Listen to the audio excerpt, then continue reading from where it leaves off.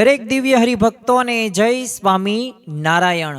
એક સુવાક્ય આપણે સાંભળ્યું હશે કે જ્યાં ધર્મ છે, જ્યાં ભક્તિ છે, તો ત્યાં અવશ્ય ભગવાન વાસ કરે છે, ત્યાં પ્રગટ થાય છે। તો આજે આપણે એક સ્વામિનારાયણ ભગવાનના માતા એવા છપૈયાના ભક્તિ માતાનું આજે આપણે આખ્યાન સાંભળવાનું છે અને એમના જીવનમાંથી ઘણી બધી પ્રેરણાઓ પ્રાપ્ત કરવાની છે। તો ચાલો આખ્યાનની શુભ શરૂઆત કરીએ। હે નાથ મુझने મતિ શુદ્ધ દેજો, હૈયે સદા સેવક ભાવ રહેજો। છો શબ્દો મારા પણ આપ આવીને કહેજો, રાજી થઈ અક્ષર ભાવ દેજો, રાજી થઈ અક્ષર ભાવ દેજો। શ્રી સ્વામિનારાયણ ભગવાનની જય, અક્ષર પુરુષોત્તમ મહારાજની જય, ગુણાતીતાનંદ સ્વામી મહારાજની જય, પ્રમુખ સ્વામી મહારાજની જય, પ્રગટ ગુરુહરિ મહંત સ્વામી મહારાજની જય, સુરત અક્ષરધામ મહોત્સવની જય। દરેક દિવ્ય હરિભક્તોને જય સ્વામી નારાયણ। શ્રીજી મહારાજ ગઢડાની અંદર વિરાજમાન હતા અને એકવાર તેમના ગઢડાની અંદર રહેતી સાંખ્ય યોગી બાઈઓએ એ ધર્મદેવ અને ભક્તિ માતા માટે એક થાળ કરેલો હતો અને 32 ભાતના વિવિધ પ્રકારના થાળો ધરાવેલા હતા। તો એમાં ભક્તિ માતા સાક્ષાત પોતે પ્રગટ થાય છે। એટલે સાંખ્ય યોગી બાઈઓએ નક્કી કર્યું કે તમે શ્રીજી મહારાજને જલ્દી જાણ કરો કે ભક્તિ માતા આવ્યા છે અહીંયા।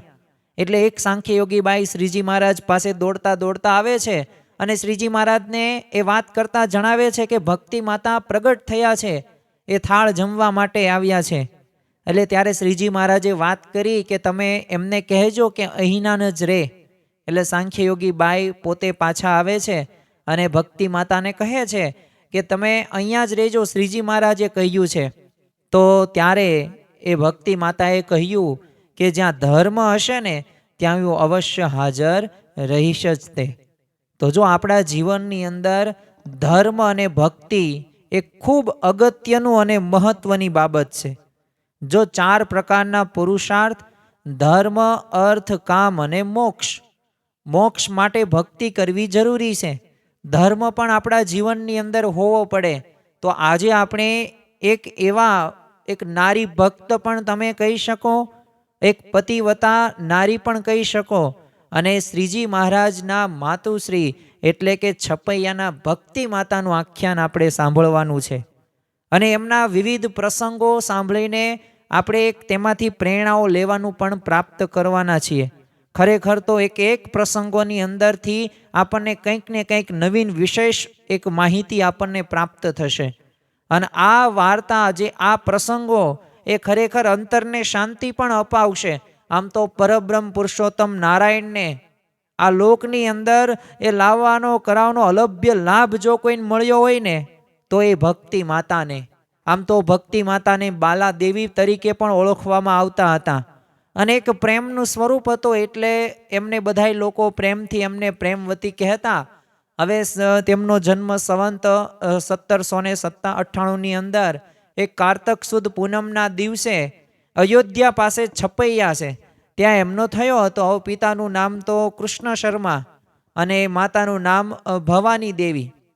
હવે ભક્તિ માતાના લગ્ન એક ઈટારના પાંડે દેવ શર્મા સાથે થયેલા હતા। બાળપણથી જ તે પોતે ભક્તિભાવવાળું જીવન હતું અને પાછું આ ઈટારવાના પાંડે જે દેવ શર્મા હતા એ પણ પોતે ધર્મનું પ્રતીક હતા। એટલે એમનું સ્વરૂપ જોઈને લોકો પણ એમને પાછા ધર્મ દેવ કહેતા। એટલે એક બાજુ ગામના લોકો બધાય ભક્તિ માતા કહેતા બાલા દેવીને અને અહીંયા તો ધર્મનું મૂર્તિમાન સ્વરૂપ હોવાથી એમના પતિદેવને ભક્તિ માતાના પતિને એ ધર્મદેવ સંબોધતા હતા અને ખરેખર પતિ ભક્તિનો એક આદર્શને એમના જીવનની અંદર એમને બતાવ્યો છે। જો ખરેખર આજના જીવનની અંદર પતિવ્રતા સ્ત્રી એક ખૂબ એક મહત્વની અને અગત્યની વાત છે અને આપણે ઘણી બધી વખત શાસ્ત્રનો તો એક જ સિદ્ધાંત છે। જો આપણને એવું લાગે કે નિષ્કામ ધર્મ આપણે બ્રહ્મચર્યનું પાલન કરવું છે તો એના માટે એક જ શાસ્ત્ર વાક્ય કહે છે કે એક નારી સદા બ્રહ્મચારી। આ પુરુષને લાગુ પડે છે।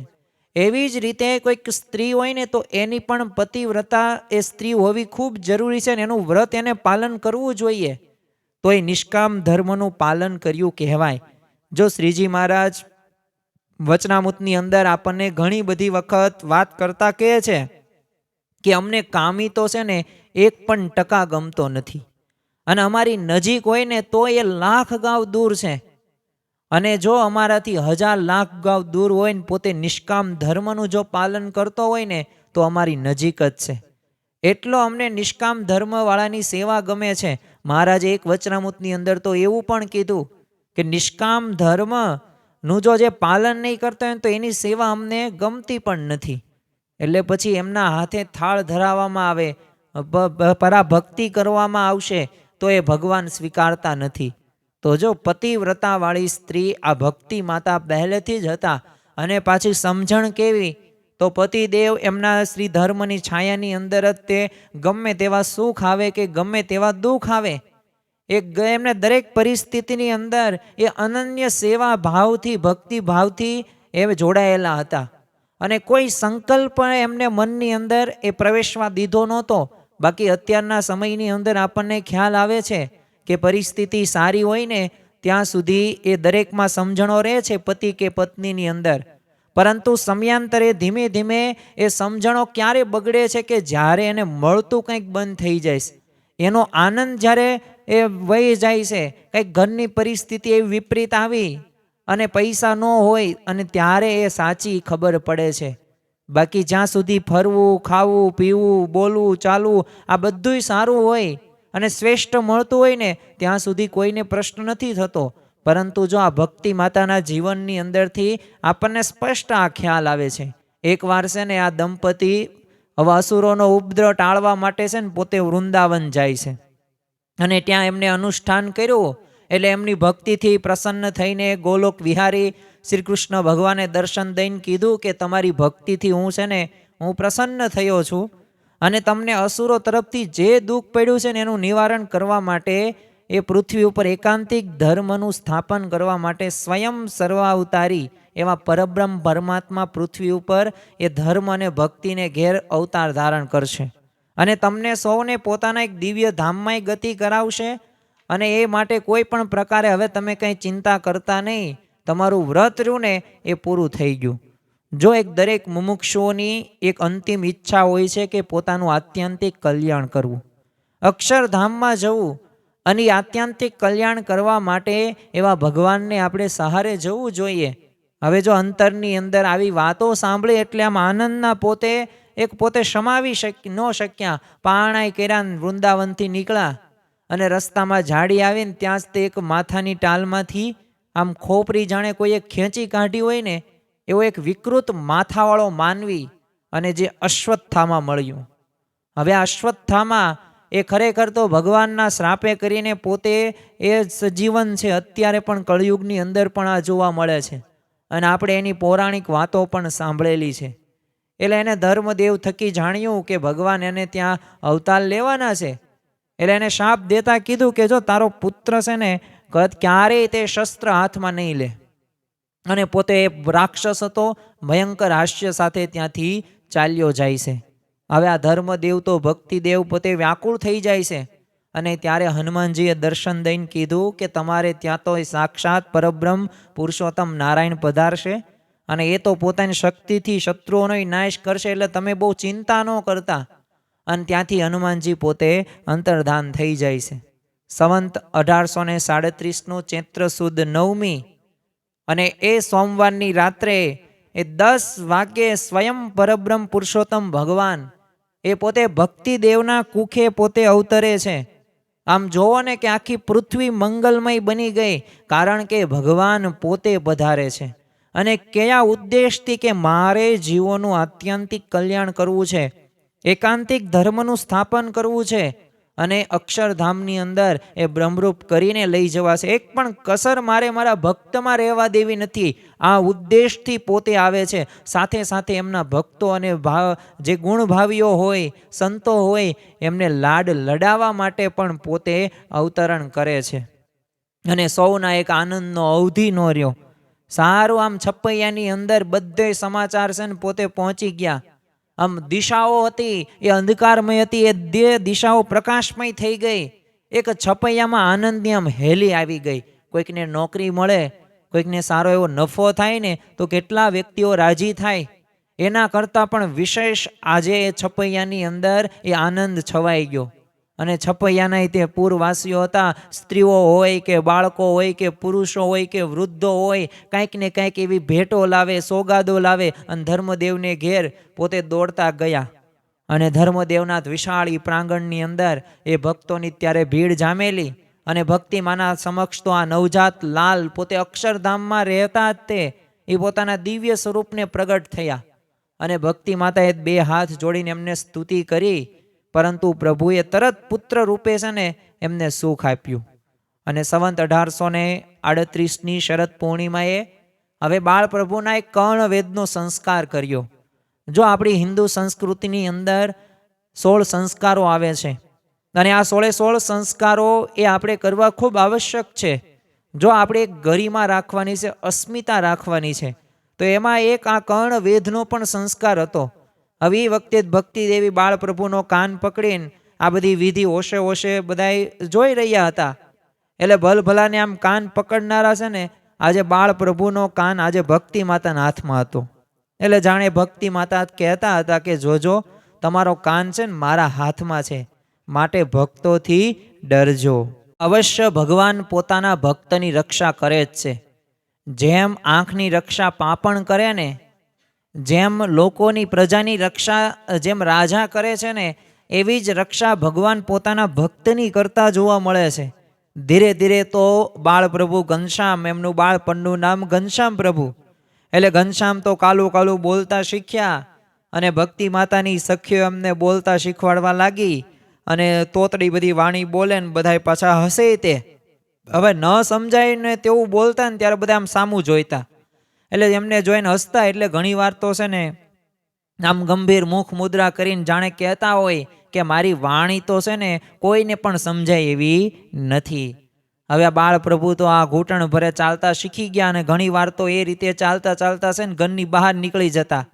અને કોઈ વાર તો છે ને ઉંબરો ઓળંગતા પડી પણ જતા. અને ત્યારે માતા છે ને એ તરત દોડીને પોતે તેડી લેતા. હવે એ વખતે છે ને માતા સામું જોઈને હસતા અને પછી પાછા તરત નીચે ઉતરીને ઘૂંટણીએ ચાલવા લાગે. એટલે માતા રસોઈ કરતા હોય એટલે ઘણી વાર પાછળથી જઈને વાંસા ઉપર ચડી જાય અને બે હાથ માતાને ગળે ભરાવીને વાંસામાં હિલોળા લેતા. અને ત્યારેક તો પ્રેમ ભર્યા કંટાળો હોય તે બતાવતા માતા.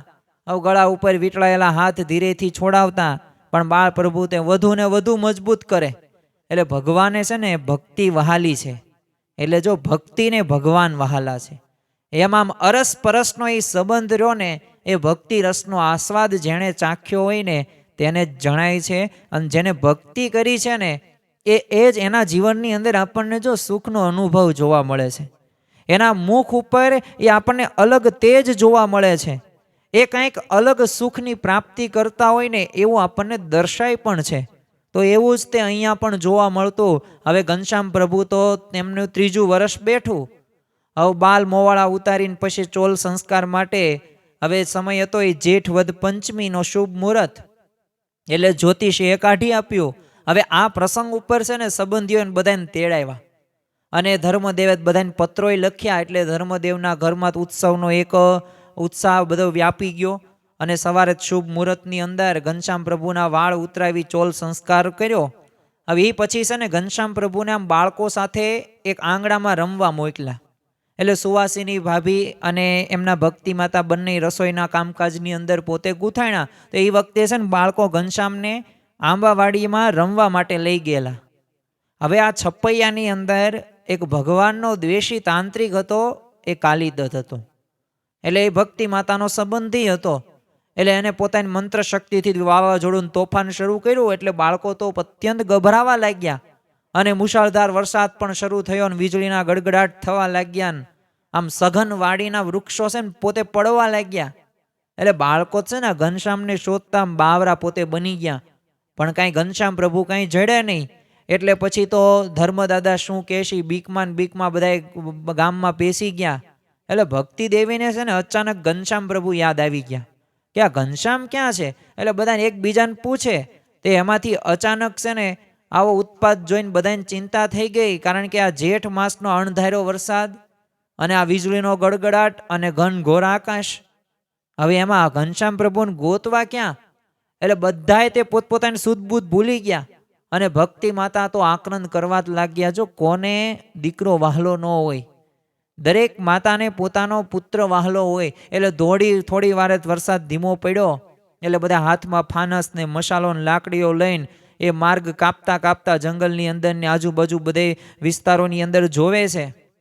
તો એમાં એક દીવાના ઝાંખા પ્રકાશમાં છે ને સુંદરીબાઈએ એક આંબાવાડીમાં ઝાડ નીચે કંઈક જોયું. એટલે તરત તેઓ દોડે છે ને હાથમાં ફાનસ હતું. એટલે જઈને જોયું ને તો આ ઘનશ્યામ પોતે બાળ સુલભ સહજતાથી એ ઝાડની ડાળી સાથે છે ને રમતા હતા. અને વસ્ત્રો તો બધાય પલળી ગયેલા, શરીર પણ ભીંજાઈ ગયેલું, પણ છતાં ઘનશ્યામ તો ઉપાધિથી અલિપ્ત અને નિર્ભય દેખાતા. એટલે મામીએ તેમને ઉપાડી લીધા ને ભાન ભૂલીને પછી ભક્તિ માતા પાસે દોડ્યા અને મામીના હાથમાંથી ઘનશ્યામને એમને લઈ લીધા અને પોતે છાતી સરસા પણ દબાવી દીધા અને પોતાનું જે ભીનું વસ્ત્ર હતું એનાથી શરીર પણ લૂછ્યું અને ખોવાયેલું રત્ન આમ પાછું મળી ગયું ને એટલે ભક્તિ દેવી તો આમ ત્યાં ને ત્યાં જ તે પોતે ઘનશ્યામ પ્રભુને સ્તનપાન કરાવવા લાગે છે. એટલે બધા ઝાડ પાસે આવ્યા અને ઝાડ તળે તો ચગદાયેલો એ કાલીદત્ત હતો. એ જોયો એટલે ભયંકરતા એ કામો કરનાર એ અસુરને જોઈને બધા છે ને કંપાવી છૂટ્યા. હવે એ રાત્રે છે ને ઘનશ્યામને તાવ આવી ગયો. એટલે માતાએ તો છે ને કપાળ ઉપર હાથ મૂક્યો તો આમ તો જાણે લોઢી જેમ ધગી હોય ને એવું કપાળ ઘનશ્યામ પ્રભુનું થઈ ગયેલું. એટલે એમને લાગ્યું કે અસુરનો પ્રકોપ હજુ શમ્યો નથી. એટલે માતાને કંઈ સૂઝ્યું નહીં એટલે તરત એમના બહેન હતા એમને બોલાવ્યા અને ચંદન માસીએ ઘનશ્યામનું શરીર જોયું એટલે કહ્યું કે આને તો બળિયા નીકળશે. અને થયું પણ એવું જ. તે બીજા જ દિવસે ઘનશ્યામના શરીરે બળિયા નીકળ્યા. એટલે થોડા દિવસ તો આ બળિયાની ઉપાધિ રહી અને 7મે દિવસે ઠંડા પાણીથી નાહતા શમી પણ ગયા.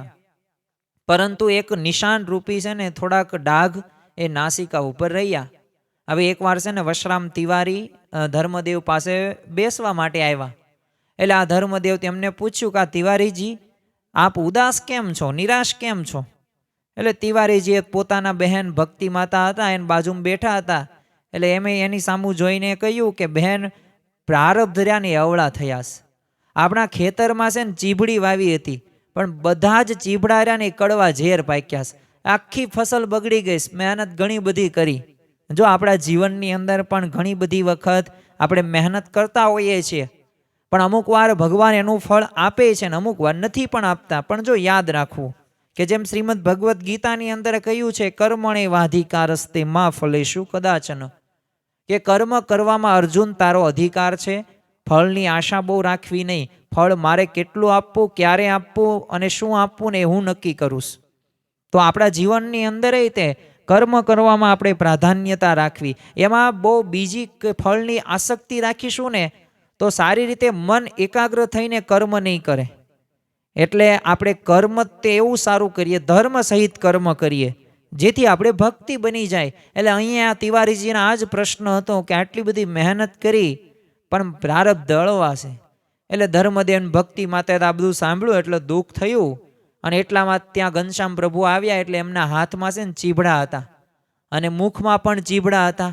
એટલે દોડતા આવીને મામાને કહ્યું, મામા ચીભડા બહુ મીઠા છે, હું તો હમણાં જ ખેતરમાં જ લઈ આવ્યો.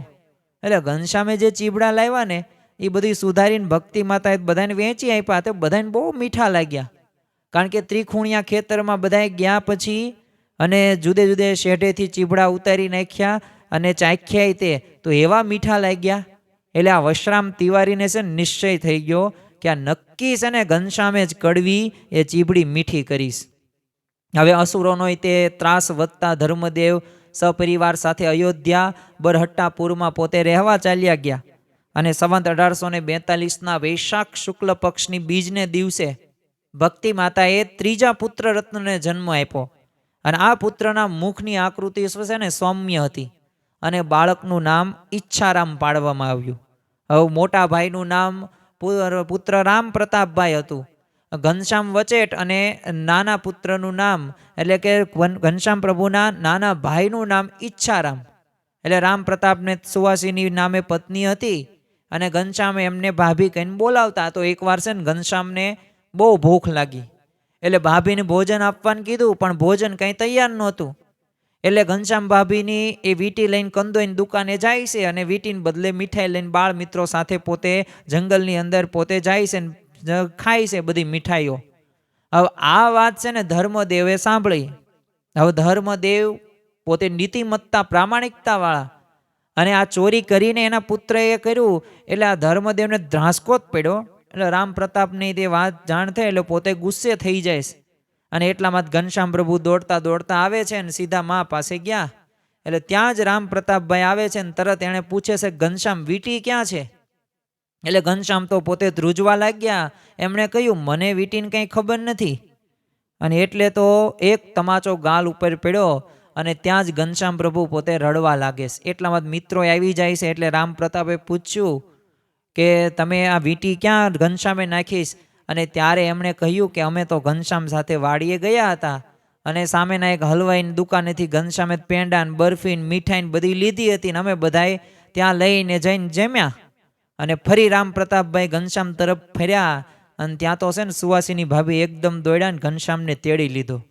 એટલે રામ પ્રતાપે ગુસ્સે થઈને એમને કીધું કે જો મૂકી દે હેઠો, આજ તો એને મારવો જ પડશે. પણ ભક્તિ માતા ત્યાં આડા પડે છે. અને છેવટે બધાએ ઘનશ્યામને સાથે લઈને હલવાઈને દુકાને જાય છે. હવે હલવાઈને રામ પ્રતાપે તથા ધર્મદેવને પૂછ્યું કે આ ઘનશ્યામે વીંટી આપી ગયા છે કે નથી આપી તમને?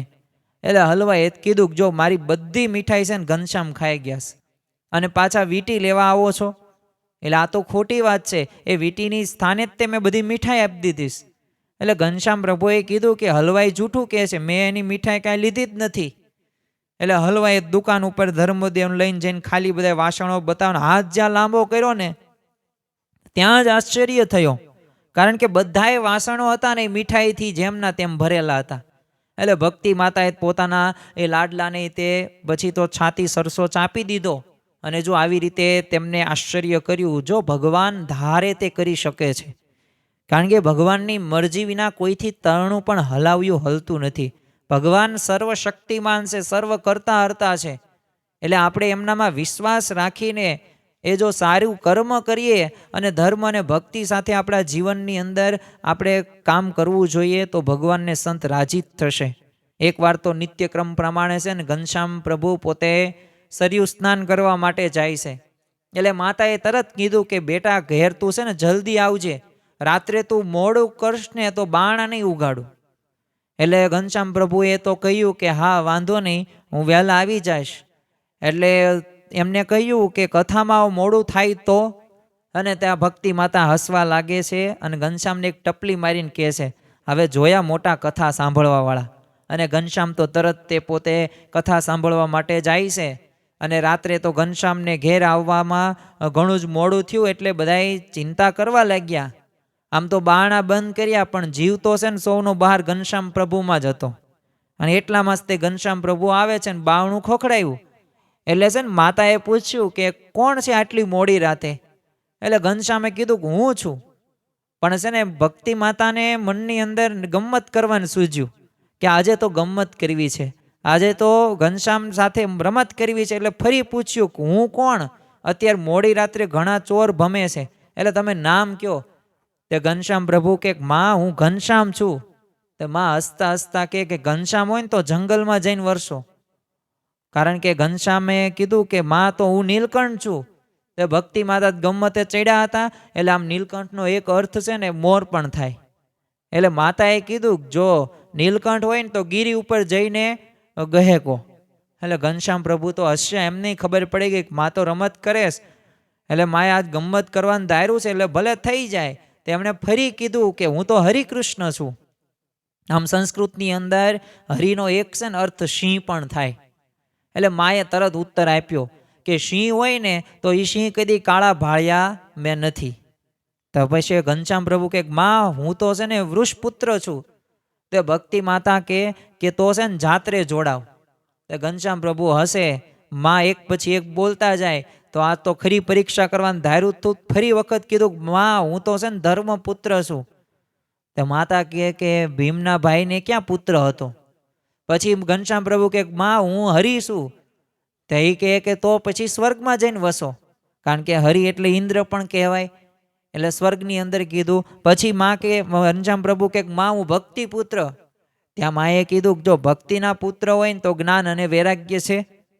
અને ત્યારે ઘનશ્યામ પ્રભુએ બૂમ મારીને કીધું કે માં હું તો તારો લાડલો ઓ માં. અને એવું જ્યાં કીધું ને તરત ભક્તિ માતાએ કમાડ ખોલી દીધા અને ઘનશ્યામને તેડીને ગાલ ઉપર પ્રેમથી પોતે ચૂમી લીધા અને પોતાની ગોદમાં પણ દાબે છે અને કીધું બેટા આટલું બધું મોડું અવાય, બહાર કેટલા અસુરો ભમે છે. અને ત્યારે ઘનશ્યામ પ્રભુ હસવા લાગ્યા. હવે એમને થયું કે માને ક્યાં ખબર છે કે અસુરો તો તેમના માટે જ ભમતા હતા, પણ એમની કોઈ કારી ફાવતી નહોતી. તો જો આવી રીતે લીલાઓ ઘણી બધી ઘનશ્યામ પ્રભુએ એ ભક્તિ માતા સાથે કરેલી હતી. તો ધીમે ધીમે ઘનશ્યામ પ્રભુની ઉંમર વધતી જાય છે અને ઘનશ્યામ પ્રભુનું 8મું વર્ષ બેઠું. એટલે ધર્મદેવે ઘનશ્યામને જનોઈ દેવાનું નક્કી કર્યું. એટલે છપૈયાથી તો વશરામ મામાને તેડી લાવવા માટે માણસ મોકલા અને અયોધ્યામાં રહેતા તે પોતાના બધા અન્ય જે સ્વજનો હતા એમને પણ બોલાવ્યા. એટલે વિદ્વાન જ્યોતિષી હરિકૃષ્ણજીને બોલાવીને પછી મુહૂર્ત પૂછ્યું. એટલે એમને સંવંત 1885 અને ફાગણ સુદ દશમનું મુહૂર્ત આપ્યું. એટલે ભક્તિ માતા અને બધા સુવાસીની ભાભીનો તો ઉત્સાહ કંઈ સમાતો નહોતો. એટલે સુંદર વસ્ત્ર આભૂષણો સર્જ્યાન, ધર્મ ભક્તિ મનને મંડપમાં આવ્યાન. એમની પાસે હરિકૃષ્ણ પંડિતે સંકલ્પ કરાવ્યો. અને પછી તો બટુક બ્રહ્મચારી એ શ્રી ઘનશ્યામ પ્રભુને એ માતા પિતાની વચ્ચે બેસાડે છે. અને આ વખતે મંડપમાં છે ને એ સ્ત્રીઓ ગાતી હતી કે ગણપતિને સ્થાપ્યા પૂજી, પ્રેમે લાગ્યા પાય, વૃદ્ધિ શ્રાદ્ધ વૃક્ષે કર્યું અતિ આનંદે ઉર્માય. એ ઉરની અંદર એક અંતરની અંદર એક ઉમંગ હતો, આનંદ હતો. અને ઘનશ્યામે કોપીન ઉપર ધોતિયું પહેર્યું અને શરીર ઉપવસ્ત્રથી ઢાંક્યું અને કપાળમાં એક ઉધ્વપુંડ તિલક અને એક ચાંદલો પણ શોભી રહ્યો હતો. હાથમાં તો પલાશનો દંડ હતો. ભિક્ષા લઈને હવે આમ કાશીએ ભણવા જવા માટે એ બટુક બ્રહ્મચારી પોતે તૈયાર થયા. એટલે માતાએ પોષે પોષે પૂરીને દહીં થરાન સુખડીને લાડુ આ બધું ભિક્ષામાં પીરસ્યા. અને પછી હરિકૃષ્ણ પંડિતે બ્રહ્મચારીને પાળવાના જે તમામ નિયમો હતા ને એ સમજાવ્યા. અને પાણીના 7 લીટા કરીને 7 સમુદ્ર બનાવ્યા અને કહ્યું કે આ 7 સમુદ્ર ઓળંગવાના છે, માર્ગ બહુ કઠણ છે, માટે સંભાળીને જજો. અને સૌ આ બધું જોવામાં અને સાંભળવામાં મગ્ન થઈ હતા. ત્યારે ઘનશ્યામ બાજોટ ઉપર બેઠા અને ત્યાંથી ફરીને એકદમ પાછળ જોયું કે માં આ કોણ ગાય છે. એટલે ભક્તિ માતાને તો કંઈ ગાવાનો અવાજ સંભળાતો નહોતો.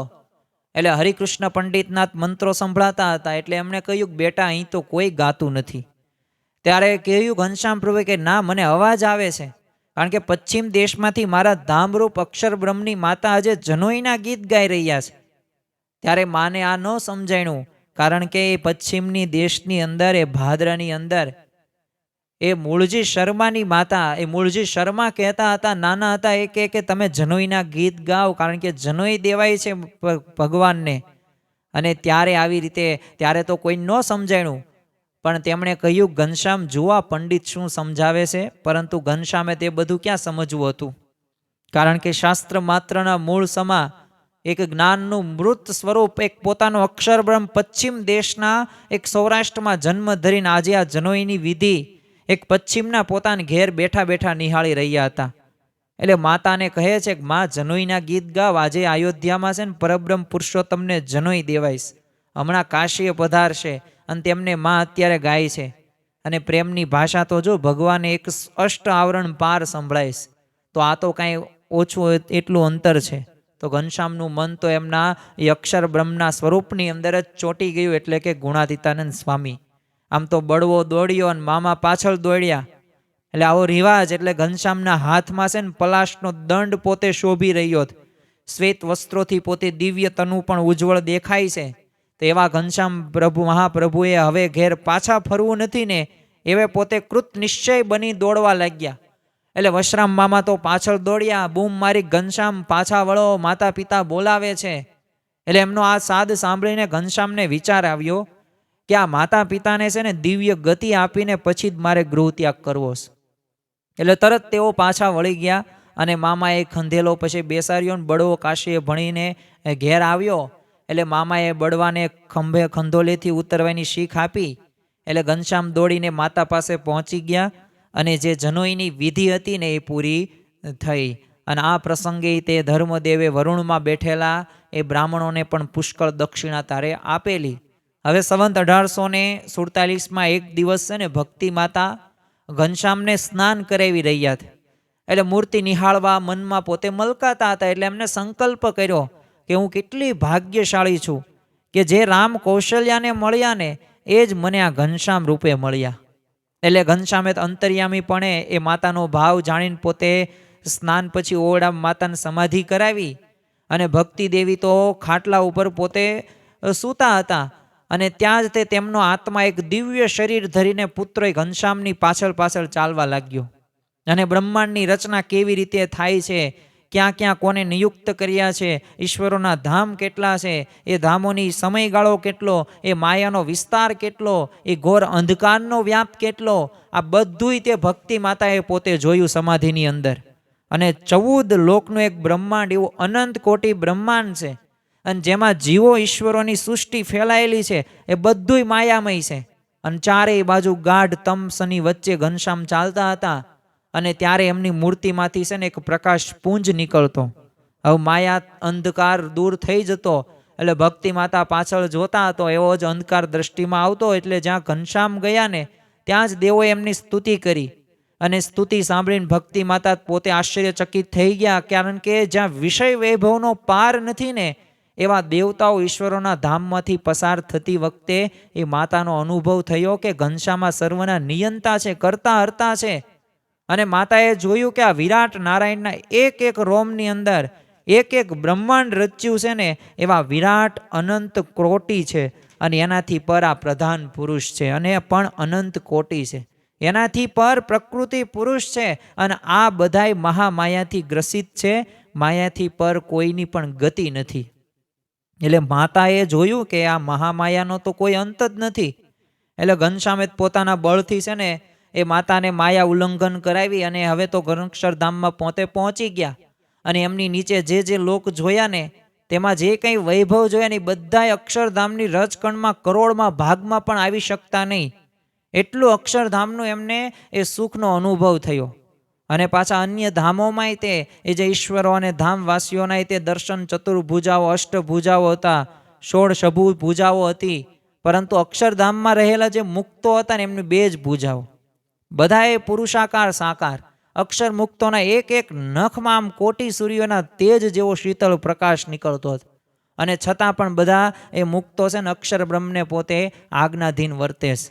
એટલે ઘનશ્યામે કહ્યું કે જુઓમાં આ અક્ષર બ્રહ્મ છે જે મારું ધામ સ્વરૂપ છે. મને બીજા રૂપે તે સાકાર ચૈતન્ય શરીર ધરીને મારી સાથે સેવામાં રહે છે. અને એના વગર હું અને મારા વગર તે એ રહી શકતા નથી. અનંત કોટી બ્રહ્માંડોના એ અક્ષર બ્રહ્મની ચિત્ત શક્તિ કાર્યાન્વિત થાય છે. અને બધામાં અક્ષરનો પ્રવેશ થવાથી એ કાર્ય કરવાની શક્તિ પણ પ્રાપ્ત થાય છે. અને મૃત્યુલોકમાં જ્યાં જ્યાં મારો નિર્દર્શ કરીને મહિમા ગવાયો છે ને એ બધો અક્ષર બ્રહ્મનો મહિમા છે. હું તો મારા અક્ષર બ્રહ્મથી પરબ્રહ્મ છું. અને અક્ષર બ્રહ્મ દ્વારા હું જીવોનું આત્યંતિક કલ્યાણ કરવા માટે આ બધા બ્રહ્માંડોમાં પ્રગટ રહું છું. કે હું જ્યાં જ્યાં દેહ ધારણ કરું છું ને ત્યાં મારું અક્ષરધામ અક્ષર મુક્તો અને મારું ઐશ્વર્ય લઈને જ પ્રગટ થાઉં છું. અને આ જ પૃથ્વી પર એ અક્ષર બ્રહ્મ અને મુક્તો પ્રગટ થઈ ચૂક્યા છે. જો આ વાત સમજવાની અંદર આપણને અઘરી લાગતી હોય, પરંતુ ખરેખર એ 5 જે અનાદિ તત્વો છે, જીવ, ઈશ્વર, માયા, બ્રહ્મ અને પરબ્રહ્મ. આ જીવ એ અનાદિથી માયાથી અટવાવીએ છીએ. આનાથી બચવા માટે આપણે અક્ષર બ્રહ્મ કહેતા અક્ષર પ્રગટ સત્પુરુષ એનો જો આપણે સંગ કરીશું ને તો એ આપણને પરબ્રહ્મની સેવા સુધી પહોંચાડશે. અને આ પ્રકારે એ અહીંયા વાત સમજાવે છે. અને કહ્યું કે હું તો છે ને જીવોની મુક્તિ અક્ષર બ્રહ્મ દ્વારા જ કરું છું. અને અક્ષર બ્રહ્મ જીવોને પોતાના સમાન બ્રહ્મરૂપ કરે છે, નિર્વાસનિક કરે છે. અને પછી જ મારા શરણની અંદર સેવા માટે સોંપેશ. બધા બ્રહ્માંડોમાં મુક્તિની રીતે આ પ્રકારે જ રહી છે. અને આ ઘનશ્યામની તો એ વાણીના પ્રવાહમાં વહેતા એ ભક્તિ માતા પોતે અહોભાવમાં ગરકાવ થઈ ગયા. કારણ કે પહેલી વખત આવું સાંભળેલું અને જોયેલું. ત્યારે ભક્તિ માતાને થયું કે હું સ્નાન કરતી વખતે જે વિચાર પોતાને ઘનશ્યામ માટે ઉપજ્યો હતો ને એ પોતાનું અજ્ઞાન હતું. અર્ધો ઉદ્ધવ પ્રમાણે રહિતા માયા પર દિવ્ય અક્ષરધામને જોઈને માતા પોતે નિશબ્દ થઈ ગયા અને ભક્તિ માતાએ અક્ષરધામનું સુખ જોયું અને ઘનશ્યામને કીધું કે હવે હું છે ને અહીં જ રહું છું, મૃત્યુ લોકમાં આવવાની મારી ઈચ્છા જ નથી. અને આ સાંભળીને ઘનશ્યામ પ્રભુ હસવા લાગ્યા અને બોલ્યા, માં આ તો સમાધિમાં હું તમને દેખાડી રહ્યો છું, હજુ તમારે તો પ્રારબ્ધ કર્મનો ભોગ બાકી છે. અને જ્યારે તમે એ પ્રારબ્ધને ભોગવી લેશો ત્યારે કેવળ મારા બળથી તમને બ્રહ્મરૂપ કરીને અક્ષરધામની પ્રાપ્તિ કરાવીશ. કારણ કે અક્ષરધામને પ્રાપ્ત કરવું કંઈ સરળ વાત નથી. એ પૃથ્વી ઉપર મનુષ્ય શરીર ધરીને અક્ષર બ્રહ્મ સ્વરૂપ એ સંતના સમાગમથી જ તે એ પોતાના જીવાત્માનું બ્રહ્મરૂપપણો અનુભવ કર્યા પછી જ તે એ મારી ઉપાસના ભક્તિનું આલંબન મેળવીને અક્ષરધામમાં પહોંચાય છે. અને જો લોયાના 7મા વચનામૃતની અંદર પણ શ્રીજી મહારાજ આ બ્રહ્મરૂપની એક વિશેષતા કરતા કહે છે કે જે જીવ બ્રહ્મરૂપ થયો છે ને એને જ પરબ્રહ્મની ભક્તિ કરવાનો અધિકાર છે. અને જો પૃથ્વી ઉપર કેટલાય શ્રદ્ધાવાન લોકો રહે છે, આ ઘનશ્યામ પ્રભુ હજે ભક્તિ માતાને છેલ્લા ઉપદેશો આપે છે કે જેઓ યજ્ઞ યોગ તપશ્ચર્યા કે તીર્થાગણ કે દાન પુણ્ય કે ભક્તિ બધું કરે છે, પરંતુ બ્રહ્મ સ્વરૂપ સંતના સત્સંગ વગર તેમાં આ બધા સાધન રહ્યાને એ માયા પર લઈ જઈ શકતા નથી. અને આ પ્રમાણે તો પછી ભક્તિ માતાને એ ઘનશ્યામ પ્રભુએ સમાધિના મિશે એ બધું જ દેખાડી દીધું અને તેઓ સમાધિમાંથી જાગ્યા અને સૌને ઘનશ્યામનો એ મહિમાય પોતે કહેવા લાગે છે. અને અક્ષરધામનું વર્ણન કરતા ભક્તિ માતા તો થાકતા જ નથી અને કહ્યું કે હું ક્યારે અક્ષરધામ પામીશ, અને એવો વિચાર ભક્તિ માતા પોતે કરવા લાગે છે અને પોતે આનંદ અને હર્ષની લાગણી પોતે અનુભવે છે. સંવંત 1848 એ કાર્તિક સુદ 8મનો એ દિવસ ને ગુરુવાર. હવે રાત્રે ભક્તિ માતાના એ શરીર મંદવાડ આવ્યો. હવે ઘનશ્યામની એ જ ઈચ્છા હતી કે આ પુત્ર રૂપે માતાને પોતે ઘણું બધું સુખ આપ્યું અને પોતાના સંબંધનો લાભ આપ્યો. હવે એમને છે ને દિવ્ય ગતિ પમાડવાની એ પોતાની જ ઈચ્છા હતી. અને એ જ સમયે ભક્તિ માતાએ ઘનશ્યામ પ્રભુને પૂછ્યું કે ઘનશ્યામ, મારો આ સ્ત્રીનો દેહ છે, આગમ નિગમનું વિજ્ઞાન મેળવવાની એ મારી ક્ષમતા નથી, તો તમારા ચરણોમાં ભક્તિ વધે અને માયા નાશ પામે ને એનો તમે મને સરળ ઉપાય મને બતાવો. જો ખરેખર આપણા જીવાત્માને એક શુદ્ધ કરવાની ભાવના એ આપણે દરેકને એવી ઈચ્છા રાખવી જોઈએ. દરેક એ ઈચ્છા રાખીશું ને તો ત્યાં સુધી આપણે પહોંચશું. જો માણસ ધ્યેય નથી બાંધતો ને એટલે ત્યાં સુધી પહોંચી નથી શકતો. અને ધ્યેય વગરનું જીવન રહ્યું ને એ પોસ્ટકાર્ડની અંદર સરનામા ન લખ્યા જેવું છે. એ ક્યાં જાય ને ખબર ન પડે. એમ જીવનમાં ધ્યેય તો હોવો પડે. એ ભલે આર્થિક રીતે હોય, સામાજિક રીતે હોય, કૌટુંબિક રીતે હોય, એમ આપણે આધ્યાત્મિક રીતે પણ ધ્યેય બાંધવો પડે. આમ તો દરેક ક્ષેત્રની અંદર ધ્યેયની જરૂર પડે છે. તો આધ્યાત્મિક માર્ગની અંદર આપણે કેટલા આગળ વધવું છે, ક્યાં આપણે પહોંચવાનું છે, ક્યાં શું આપણે કરવાનું છે ને એનો દ્રઢ નિર્ધાર હોવો જરૂરી છે. એટલે ત્યારે ઘનશ્યામે કહ્યું કે માં, તમારી મુક્તિ માટે હું છું, પરંતુ અન્ય જીવોને મારી પાસે આવવા માટે છે ને મારું સ્વરૂપ સમજવા માટે ધર્મ, જ્ઞાન, વૈરાગ્ય, ભક્તિ, એકાંતિક ધર્મના એ 4 અંગો રહ્યા ને એ ગુણો પ્રાપ્ત કરવા પડશે. અને મારા એકાંતિક સાધુનો સમાગમ કરવો અને એ જ એકમાત્ર ઉપાય છે. તો ભક્તિ માતાએ ફરી પૂછ્યું કે એવા એકાંતિક સાધુને એ કયા લક્ષણે ઓળખવા? એટલે ઘનશ્યામ પ્રભુએ તેમને સાચા સંતના બધા લક્ષણ બતાવ્યા અને કહ્યું કે માં, એવા તો છે ને દેહાભિમાનથી રહિત હોય છે. એ પરમ એકાંતિક આત્મનિષ્ઠ એવા બ્રહ્મ સ્વરૂપ સંત જ્યાં મળી જાય ને ત્યાં તેમનો આશ્રય કરવો, કારણ કે તેઓ મોક્ષના દાતા છે. એવા સાધુ મળે ત્યારે જાણવું કે તેમના દ્વાર હું જ મળ્યો છું. મારામાં અને એમનામાં અભેદ છે. એવા સાધુના જે કોઈ દર્શન કરશે ને એમનો સ્પર્શ કરશે, એમના વંદન કરશે, અરે અન્ન વસ્ત્રથી જે કોઈ પૂછશે તો એના જન્મો જન્મના એ પાપના પૂંજરાની સમૂળા સત્કાળ એ નાશ પામશે. એવા સંતને હું મારું હૃદય માનું છું ને એ સંતના ચરણોમાં તીર્થ માત્ર વસે છે. એટલે હે માતા, તે સંતનો પ્રસંગ કરવાથી આ લોકમાં એવું શું દુર્લભ છે કે પ્રાપ્ત ન થાય? અર્થાત તેમનો પ્રસંગ કરનાર એ મુમુક્ષુને સર્વે અર્થની સિદ્ધિ પ્રાપ્ત થાય છે. અને પછી તો ઘનશ્યામ પ્રભુએ એ માતાને એકાંતિક ધર્મનું સ્વરૂપય સમજાવ્યું અને ઘનશ્યામની ઈચ્છાથી ભક્તિ માતાને એમના દિવ્ય એક સ્વરૂપનું જ્ઞાન પણ થયું. અને હવે આ જર્જરિત દેહનો ત્યાગ કરીને એ ભાગવતી તનુ ધારીને પોતે અક્ષરધામમાં બેસી જવા માટે પોતે ઉત્સુક પણ બની ગયા હતા. અને અયોધ્યાપુરીમાંથી આવેલા એમના બધાય સંબંધીઓ અને અન્ય જનો એમને કહેવા લાગ્યા કે હે ભક્તિ દેવી, તમે તો ભક્તિનું મૃત સ્વરૂપ છો, તમારા સંબંધે અમારામાં ભક્તિ ઉદય થઈ છે, આથી અયોધ્યા નગરી તમે પાવન કરી દીધીશ, તો હવે અમારા ઉપર દયા કરીને તમે જલ્દી સાજા થાવ. અને ભક્તિ માતા તો એમની આ વાત સાંભળીને પોતે સૌ પ્રથમ તો હસે છે અને કહ્યું કે હવે તો હું છે ને અક્ષરધામમાં જઈશ. અક્ષરધામના એ સુખ આગળ અન્ય ધામોનું સુખ સાવ તુચ્છ છે. અને માતાજીની દ્રષ્ટિ ઘનશ્યામના સ્વરૂપમાં સ્થિર થઈ ગઈ. અને ઘનશ્યામ વારંવાર એ પોતે માતાને ભક્તિનું સ્વરૂપ અને એમના પ્રકાર સમજાવતા હતા. તેમાં સૌથી શ્રેષ્ઠ ભક્તિ એ પ્રગટ પ્રભુની કહી. અને માતા પણ એ સમજી ઘનશ્યામના દિવ્ય સ્વરૂપમાં પોતે જોડાઈ ગયા. અને જો આપણને ખ્યાલ છે કે વેદ વ્યાસ, જેમને વ્યાસ ભગવાન કહેવામાં આવે છે, તો આ વ્યાસજીએ પણ પોતે ઉપનિષદ વેદો મહાભારતની રચના કરી, પણ એ શાંતિનો અનુભવ ન થયો.